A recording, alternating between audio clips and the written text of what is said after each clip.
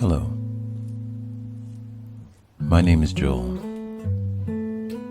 My life is all about grounding, healing, and transformation through music, poetry, and meditation. So if you're here, you found me because we resonate on the same frequency. And maybe this time is the right time for us to divinely align. This is a safe space for anyone from any place with any identity. We practice acceptance, love, and peace.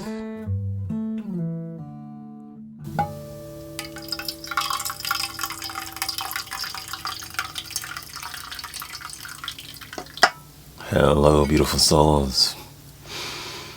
Heart is full.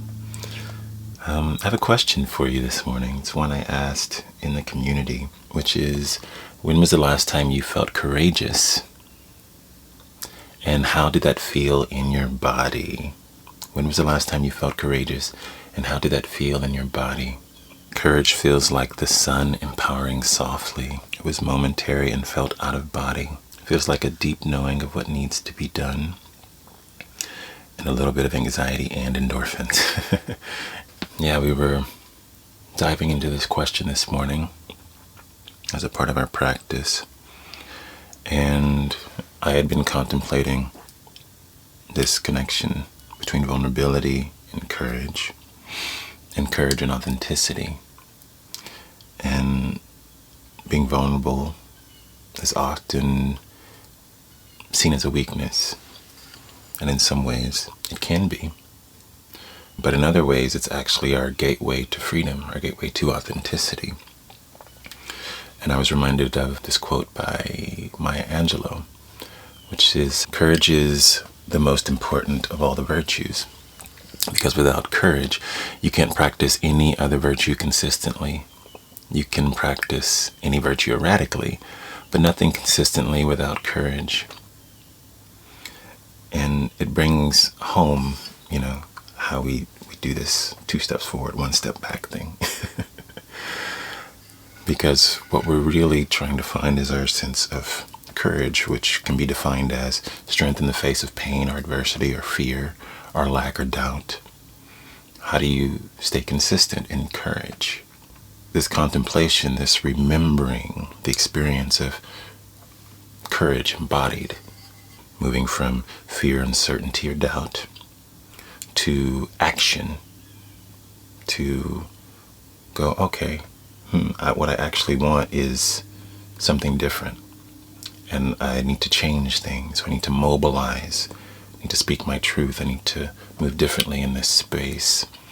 And when you do, as someone described, you feel that rush of anxiety and energy combined with power and freedom. It's like all of those things at once, which on the back end of it, right after it's done, in most cases, not all, but generally speaking, you feel alive, right? You feel free, you feel liberated. And I wanted to share a bit about this morning because it's been coming up a lot for me as I have been evaluating my life over the last few years. And what has changed dramatically for me is my courage embodied in a new way, in a way that's felt effortless, which is something I've been calling in for a long time, in a way that's felt liberating, in a way that just felt like a part of my everyday. And I want to share this with you because I think this is something that we miss often on this journey. Going into the heart, your heart's generally going to pull you in to the edge of your comfort zone. And so it's giving you enough for what you need to know today, right? So that you can get to that dream or get to your purpose or get to whatever it is you're trying to call in this season of your life. But the part that we often miss in this mindful, spiritual, empathetic place is the action, right? It takes courage to actually show up and do the thing. It takes courage to speak your truth in a room where others don't want to hear it. It takes courage maybe to set the boundary or to be the only one in that space showing up and starting that fire that can create that change, that can create conversion of ideas and philosophies and belief systems, or just to stand and hold the space, right? So remembering the state of being courageous, remembering that liberation, right? It shifts our narrative, because we often like to think that we're rational beings, but we are very rational beings. We're emotional beings, okay? And prime example of this is you look at any situation at your job or within society, and you see people doing very rational things, and you're like, why? Right? It's very easy to slip into judgment and go, why are they behaving this way? And it's not until you look at it from an emotional perspective do things make sense. Maybe they're reliving their trauma. Maybe they're trying to stay in their comfort zone. Maybe you can witness the incoherence within the individual, their desire for something, but the hearts and the body, the nervous system is holding so much emotional trauma that it's struggling to be in alignment with that desire. So, getting back to our emotional being and receiving that and understanding that and shifting our mindset, right? We have the rational, we have the logical, we have the linear. But how we function is from the subconscious, which is our emotional state of being. So if we can tap into the emotional state of being courageous, remembering what that feels like in the body, and then thinking about where do I need to embody more courage, our vulnerability, our authenticity. Well, now we have the parts and pieces to actually create the life we want, right? For me, what this looked like was simply asking my heart every day, what is my heart longing for? Some days it meant a walk, some days it meant a hard conversation. And on a certain day it meant ending a marriage, right? Like bigger, life-changing, altering decisions. And sometimes sitting with those for several months or weeks or years even before it was clear and before there was enough courage to mobilize. But once it was clear, finding the courage to move in that direction, right, to actualize. So what is your heart longing for? Where is your heart calling you to be more courageous in this season?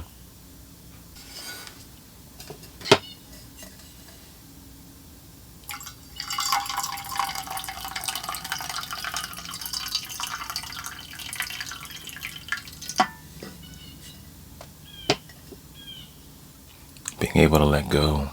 It's choosing what my intuition and inner knowing is calling me into. Letting go and moving on from toxic relationships. Trusting my heart, owning my power. Learning that saying no means saying yes to myself. Wow, it's potent. I love this. So much beauty in this honoring of what your heart's calling you to. So along this journey, there's this fear that arises, and I had to reassociate my my emotional memory of fear, right, with not the onset, but the outcome of facing my fear. So usually when fear shows up, right, because in all these spaces we need courage, it's because we have a certain fear. We have a certain attachment to these people, these places, these jobs, these ideas, limiting beliefs, these constructs, these mental formations that aren't serving us. However, they're so strongly attached to emotional onset of engaging in that space, right? We get blinded by the onset. What I mean by that is the initial idea of confronting that person or setting the boundary or the discomfort of whatever that might be. That's the onset, the beginning. We get so blinded by those emotions, overwhelmed by them, that we forget about the outcome. Right? So this is how we are emotional beings, not rational ones. Because if we were rational beings, we could focus on the outcome and realize Okay, I have a couple of options here, right? I can stay here in this place that isn't resonating in this discomfort, this emotional turmoil. Or I could move through the momentary discomfort, the seasonal discomfort of transition, where I embody courage, I create, in whatever form that takes, and I move into a space of greater coherence, of greater alignment, greater freedom and liberation, right? And so managing our emotions along this journey is a skill that we must develop. And that's where mindfulness and meditation comes in. It's the reason I'm always advocating mindfulness, because when I boil it down in that framing, I've recognized it's not as much information as much as it is implementation of this process. This is the fundamental process of getting anything done, of transformation. And we all get stuck in our emotions, and then we create all these excuses and narratives, and then we block it all up. We build this brick wall of excuses and emotional irrationalizations and limiting beliefs that keep us stuck.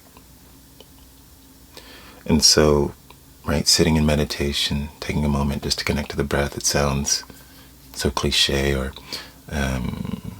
silly even to some.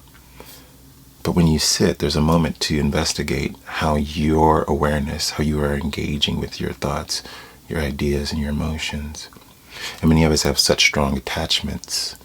The wall becomes a part of the way that we view the world, right? But the wall is just not on that side that's connected to your dreams. It's on every side. And we create a prison for ourselves, and we get stuck because we've created so many attachments to these limiting beliefs.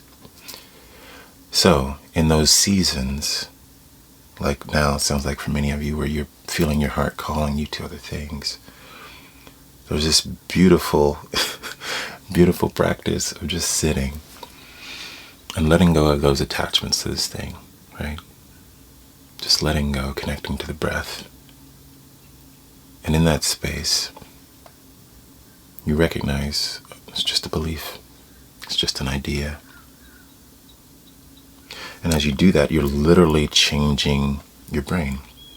It's called neuroplasticity. Okay? Neuroplasticity. Right? So what you practice grows. So if you practice being in a space with those emotions where they aren't overwhelming, or you let go of your heavy attachment, or reliving those traumas. And this is for general to mild cases. There's some who have extreme PTSD, PPD, and a lot of other diagnoses. And so those require more support beyond meditation. But for most of us, meditation, changing the neurons that fire and wire together, you create this space to where, oh, that's just fear showing up. You have a new relationship to your fear, to your discomfort. And you know that if you move quickly, when you recognize fear, the way you initiate your engagement with this usually determines the outcome. So if you initiate it with deep attachment, you're probably going to end up back where you started. But if you initiate it with space, there's room to create a new pattern. There's room to make better decisions. There's room to actually be more in touch with your rational mind and your courage, right? And show up in that space and go, oh, I'm growing. Yeah, that's my fear. It's emotions. It'll pass. But what no longer becomes an option is self-sabotage, self-betrayal, self-loathing, or deciding you're not enough or that you're not worthy.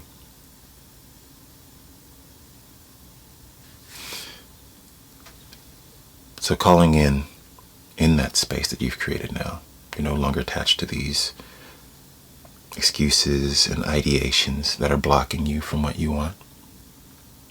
In that space, well, what are you calling in? What are you wanting to create? Create new ideas. Instead of I'm not enough, I'm more than enough. I'm courageous, right? And after a while, those affirmations, those new ideas are naturally coming up in that space when fear comes. And then you move through it, and that's how we develop courage. That's how we move into our higher selves, as it is said, or into the life we've always dreamed of. And it's the funniest thing. We spend so much time thinking and in our anxiety because the mind's on a loop, instead of just pausing, creating space to just sit.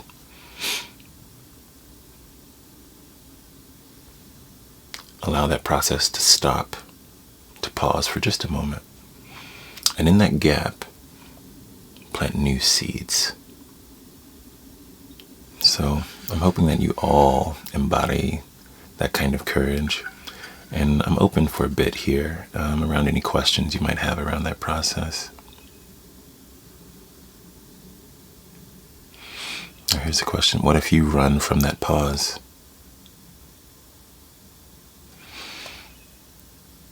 What if? That's a common one. That's how we build that brick wall. Because we're not present. Right? What if you run? What if you do this? What if you do that? It's a million what ifs. And this is how another way we get stuck is in the what if. Because you start moving towards what you actually want, and then you hit those fears, that discomfort, that anxiety. And you go, well, what if I fail? What if they don't like it? What if... And you have analysis paralysis. That's what that is. It's another sneaky, subconscious mental formation meant to keep you in your comfort zone.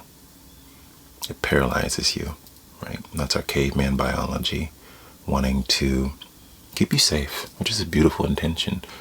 The only problem is it's keeping you stuck instead of safe, right? And so, again,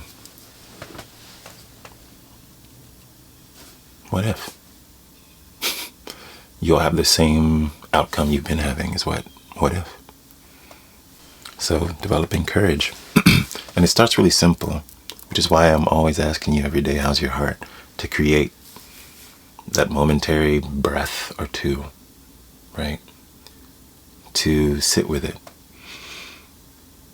And one of the most common comments I'll receive, especially when I first started doing it a year or two ago, is people were crying. They were wondering why they were crying. And what many of us don't realize is that subconsciously you get on social media to avoid your actual life, to avoid your emotions, to avoid that pause and sitting in silence. Right? So much so that we think it's weird or wrong to be in silence. When, if you look at all the other animals in the earth, that's what they're doing most of the time.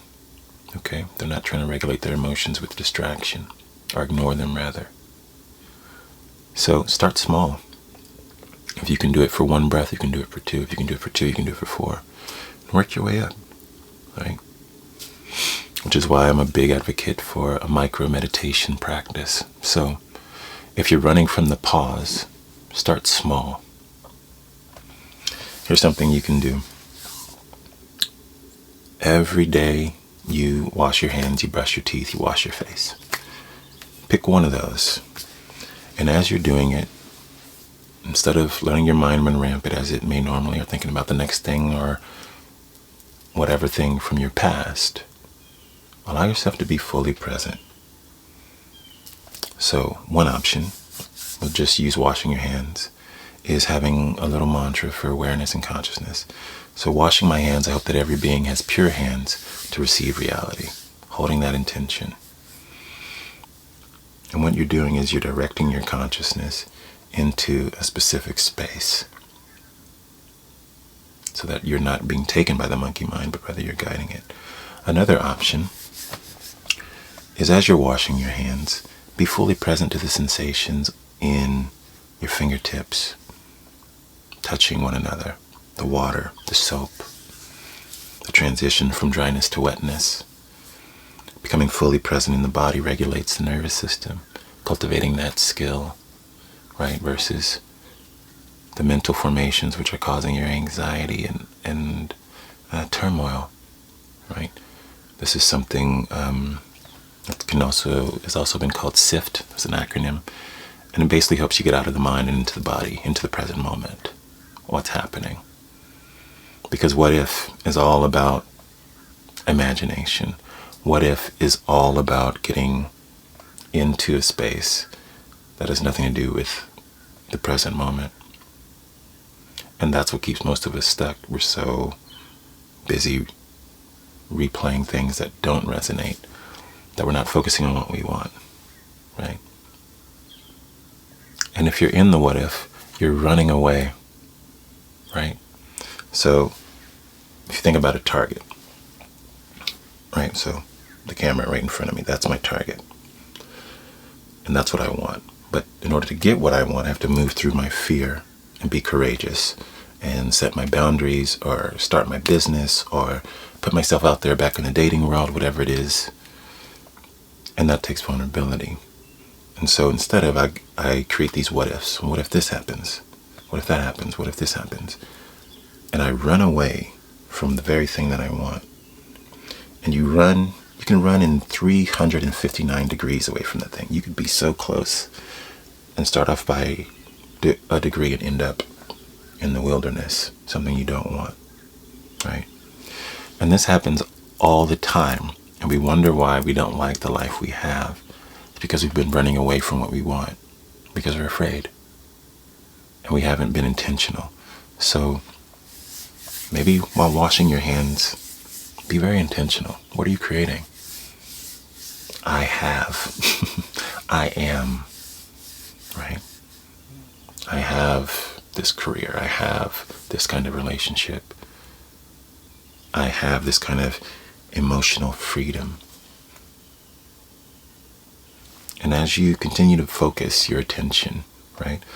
Building the awareness of your body, learning how to manage your emotions, focusing the conscious mind and your attention so that when these what ifs come up, you can let them go and go, this is what I'm creating. And the fear and the discomfort along the way, I'm going to learn how to manage my emotions, manage my mind, and maintain presence and focus in that direction so that it will materialize.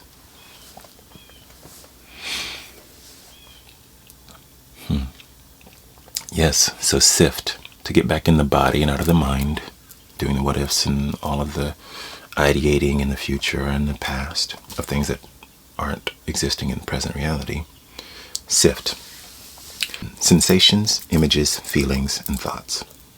And I got this from Dr. Dan Siegel. He has 2 really great books called The Neurobiology of We. It's about our interconnectedness, and Interpersonal Neurobiology. So SIFT, think about when sensations are coming up in the body. If you're feeling fear or anxiety, is your heart rate elevated or your palms sweaty? Or is your skin getting cold or hot? Is any part of your body aching or tensing up? What sensations are happening? This turns your mind's focus, your awareness, out of the fear or the stories you're telling yourself that are building up your anxiety, redirecting it to the body. Next, what images? So you may have images arising about these scenarios.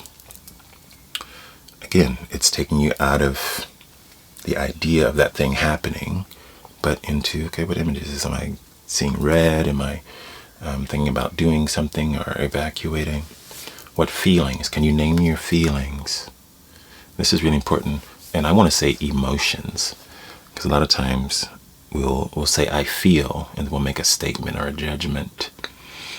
Right? I feel like there being this, or I feel like this isn't going to work. Those are not emotions. Name your emotions.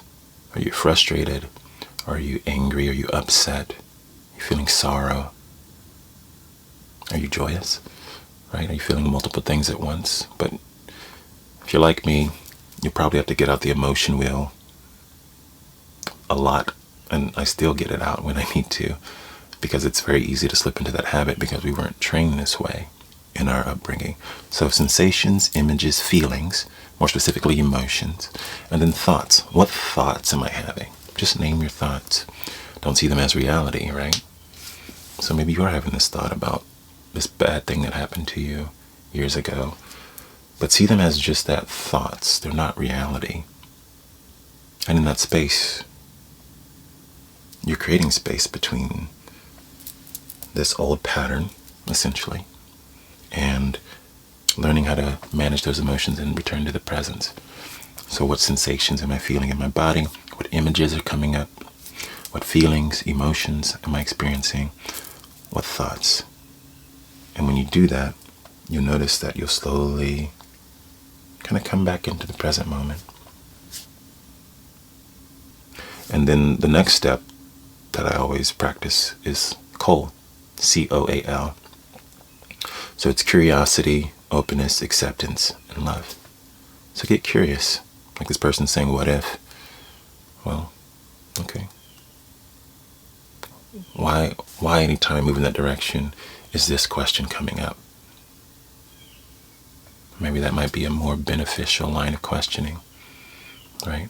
Or what is it about this thing that is bringing up so much fear? Or what if it all works out?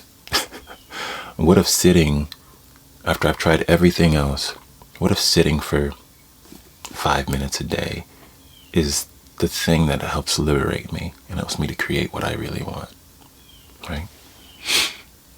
Or, more commonly, if I'm experiencing fear, okay, what is my fear trying to teach me about myself, right? Or my favorite question, what's in my blind spot? Because many of us are good at working on the things that we are aware of, but it's usually the subconscious things that are under the surface that are holding us back, and we can't even see them. They've just become a part of the way we view the world, right? So what's in my blind spot? That creates an openness, right? In this pattern, in our mental construct.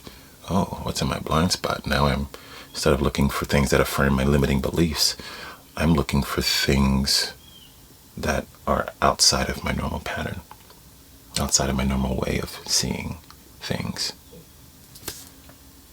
And then usually there'll be some kind of revelation or shift in your energy, your perspective. And you can create space for acceptance of like, oh, this is connected to this old fear, this is connected to this old trauma, this is connected to this old experience, right? And then learning how to accept that part of it and bring that into the way that you view the situation. And then love, right? And not just like sugary love, but a more practical approach. And I love this question. What is the most loving response I'm available for? Right? What's the most loving response I'm available for to this newfound understanding, this new information, this new space that curiosity and openness has provided? What's the most loving response I'm available for? And when you start asking those kinds of questions, your life begins to change. Because you've automatically, by asking these kinds of questions instead of what if is about things happening to you, right? You show up as in a victim consciousness state. Not saying that things don't happen to you in this life, because of course they do, but that you're also happening to life. So finding the balance to go, the only thing I have control over is myself. And if you're experiencing deep emotional things, maybe that's even a limited capacity, right? Because at a certain point, your nervous system kicks in and you need a break. And that's fine. That's part of being human. But you're staying in your power, owning your autonomy and having agency to recognize, oh, what's the most loving response I'm available for? What's aligned with my heart? Where's my target? And what's my capacity today? And if I can't walk the mile, can I move a foot, right? And if that's the most loving thing I'll do, I'll move that foot. And I'll celebrate that. So, this is the journey. But the exponential return on showing up for that pause and learning how to manage your emotions and learning how to maintain focus so profound, and it's so underrated. And I'm bringing this to your attention because, again, remember, we are not rational beings. We like to think that we are. We're emotional beings. And something we're very poor at is understanding compound interest, right? And how moving that 1 degree off your path, off of your target, can have detrimental impacts 20 years in the future. Or 2 years, or 2 months even. Versus taking that time each day, that 5 minutes, that moment washing your hands, or whatever it is that resonates for you as a practice to stay focused, to stay grounded, to manage your emotions. How staying on that path, staying focused, can get you where you want to be a lot sooner than you could have ever imagined. Let's see. Do you enjoy morning practice, or do you flow differently each day?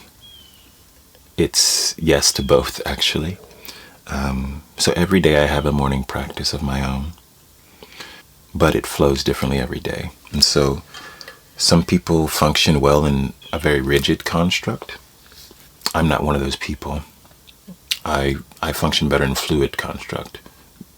And so because I'm an artist, I'm a songwriter, I'm a creative.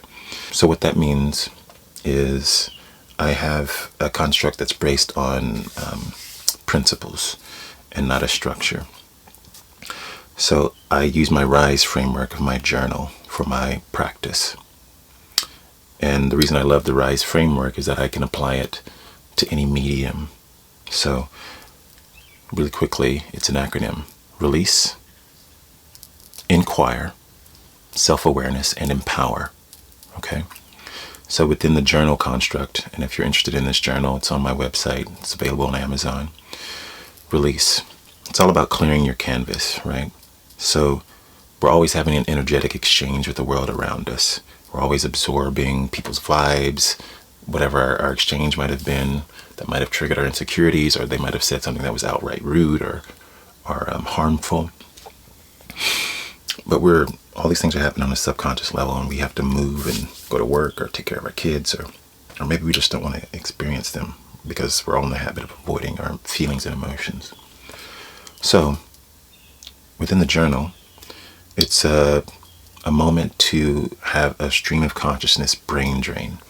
So without judgment, right, freeing myself of judgment, I write everything that's coming to mind. It could be me venting about what happened. It could be incoherent thoughts and random ideas. It could be anything. But for 5 minutes, I just write. So that's what it looks like in the journal. But I can do that as I breathe, set that same intention, letting those thoughts and ideas go with the breath if I'm just sitting in meditation. Or if I'm walking, I can visualize it being let go as I relax my body and move my body. Okay? So, release, then inquire. So this is really about asking great questions, asking heart questions every day. So I have a few questions that I ask pretty regularly. 1, what am I thankful for? Practice gratitude. I also will ask, what do I need to know today? This is kind of getting into that blind spot of knowing that I don't know. I've got my calendar. I know I have whatever I have on my agenda. But what do I need to know today? And then I'll ask, well, what is my heart longing for? Right? What is my highest self? What is my loving essence longing for? And then the last question I'll ask is, how can I give that to myself? How can I give that to myself? So when I ask these questions, then I move into S, the self-awareness portion of the practice, which is all about listening to my intuitive nature. So getting really clear about my own inner voice, my own inner wisdom, my own inner guidance. Listening. That's where I'll just sit in silence. I hold spaces for as long as I need. These days I usually get responses pretty quickly. But at first I was very out of touch with my intuition. And sometimes I wouldn't hear anything in that moment. I'd move through the rest of my week holding those questions. And maybe they might come, as I'm driving, or in a conversation with a stranger or a friend, or maybe in a, something I see online. But that's where I grow in self-awareness. Like, oh, my heart really wants this thing. I thought I wanted this because this was the way my brain processed, or what society would tell me, or my circle was telling me. And and their voices were very loud, but my inner voice wants something very unique. And then the E is for empowerment. So how am I going to take that understanding, that new bit of information that I'm now aware of, and actually empower myself to be courageous and act it out in my life, right? So that comes from setting intentions and affirmations. And so affirmations, I think we're all familiar with, right? I am statements, embodying it in the present moment. This is about attraction, laws of manifestation. But I want to talk to you more about intention right now, because intention is about a state of being, right? It's an expansive state of being. So on my live, I could say, oh, my goal is one thing, right? Which I don't use goals. But goals are productive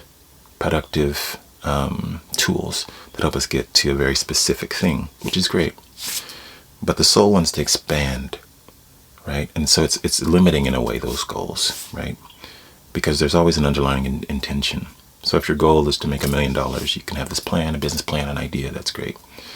But you may get the million and realize you haven't met your soul's intention, which might be a certain level of fulfillment or freedom or whatever else you thought that $1 million was going to bring. So for me, I get to the intention, and I want to put that at the forefront. And so my intention in this space, right, is to be a conduit for grounding, healing, and transformation. That's it. I can do that in so many ways. I can be silent and listen. I can share. I can play music. I can go for a walk. I can do a million different things, right? But setting an intention and then going through my life, okay, in this conversation with a stranger, how can I be a conduit for grounding, healing, and transformation? Something completely different than the subconscious intention of needing to be seen or needing to be X, Y, and Z other thing, right? You become a creative, and you also set yourself to be expansive, because what we don't realize is usually in our fear, we're holding so many unconscious intentions that are very contrary to what we actually want, which is why they're being manifested in our reality as blockages and self-sabotage and being stuck. So my daily practice is RISE. It's the RISE framework. Releasing, clearing my canvas every day. Inquiring, asking great contemplative questions. Self-awareness, which is really listening to my intuitive guidance. That can be myself, or you can call it the divine or God, or whatever way you connect, or your angels. I just like saying it's my heart. And then empower. What am I going to do with this new bit of information? How am I going to embody courage? How am I going to embody my strength and vulnerability, stepping outside of my comfort zone? How am I going to set a foundation for my expansion? Right? And so that's my daily practice. However, I can rise through journaling. I can rise while I'm making my coffee. I can rise in my meditation room, my meditation space, as I'm walking, as I'm driving. And each day or different seasons of my life, it may look different. There have been years where I've only did that journaling or meditating. And then there's seasons where I'll do it walking. And some days, if I'm really busy, I may have to do it at different points in my day. Maybe as I'm brushing my teeth, or as I'm journaling, or as I'm driving to the event. There's many different ways. These days, how I do it collectively, I offer it as a part of the Beautiful Souls Online community. This is outside of my personal practice, but this is for those who are looking for a place to connect, a soft space for grounding, healing, and transformation. And we have daily meditation as a group at 7:30 every morning. We have that moment to release, right? Clear our canvas through breath and connecting. We inquire every day. We ask hard questions. We grow in self-awareness by listening, right? Or we inquire by visualization, meditation practices. We stepped into the state of being courageous today, which is really powerful. And then at the end, we empower ourselves with love, by setting conscious intentions of love. So if that resonates with something you're interested in, there's links to it at my website. But my real hope for you is to find a practice that works for you. Go experiment. You can try the ones I've mentioned, or look online. There is no shortage of meditation practices, especially these days. It's very popular now, which is great because we need it now more than ever. But finding a daily practice is key. Is key because we need something to keep us focused every day. Our fear, our emotions, the world around us, the noise, everyone's being manipulated by other things. And it can happen so subtly, right? And then you look up a month from now, you're like, what happened? Where did this go? The wrong direction. So there are all kinds of ways to engage in a practice, but that's my practice. That's what I found has worked for me over the years. I think I'm done for the day. Thank you all for joining me. I hope our time together has been fruitful and aligned with what you need today. Hope you all have a wonderful day, and I'll see you soon. Be well, beautiful souls. Much love and light. Peace.